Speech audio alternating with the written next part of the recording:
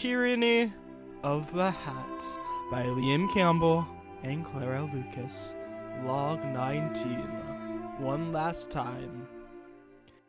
Stephen sat quietly in his office. He had large piles of papers on his desk.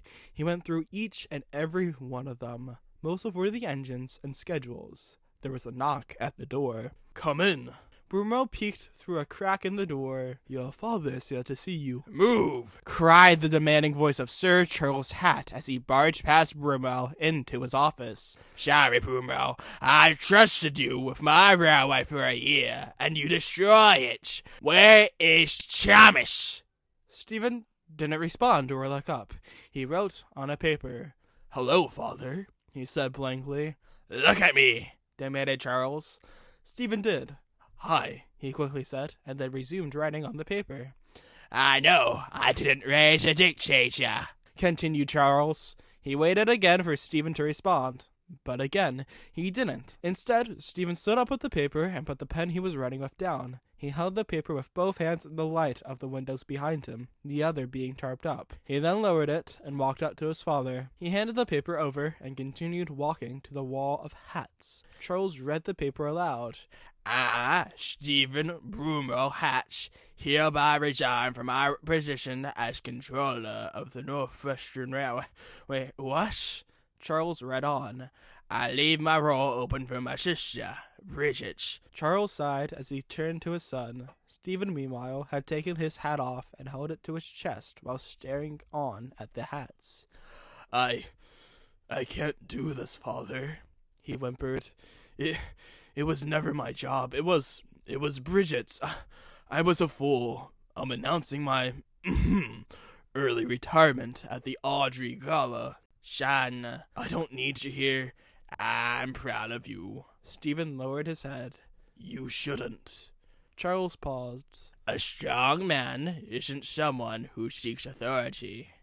A strong man is someone who knows when his time has come." Stephen paused and rubbed a hand against his face. "A man who knows all knows how to show his feelings." Stephen turned around and both father and son embraced for a hug. After what felt like a lifetime, the two finally let go. "So," asked Charles, "what shall you do with the rest of your time on the railway?"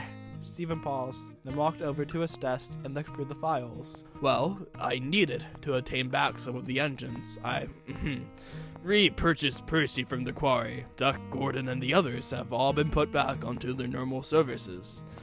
I've decided to keep Paxton and Sydney. They have both proven their worth for standing up to me. I have assigned them both to work as shunters at Vicarstown. I've sent Philippa and Emmeline back to the mainland. Though they're good workers, it would be a shame not to have Gordon on the express. The other few diesels just arrived recently, though me and Bridget will just have to keep an eye on them. As for Diesel," he sighed, holding the file up of the Gronk, "I don't know. The Ironworks said that he went missing the same time Thomas was taken away to the National Railway Museum. And now there's a Class 08 on display there. National Railway Museum? Oh, yes, I fought him back. I apparently never had signed off correctly on selling him and Thomas off to the Ironworks. They are both NWR owned, and now the National Railway Museum has an inquiry of money to the Ironworks. I've decided to keep Thomas there for the time being as an exhibition. They told me that he's a big hit."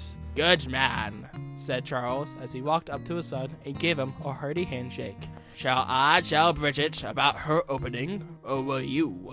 Stephen paused. He looked past his father onto the portrait above the doorway, his grandfather, father, and himself. "I will," said Stephen. And so, Charles left as Stephen returned to his desk and sat down.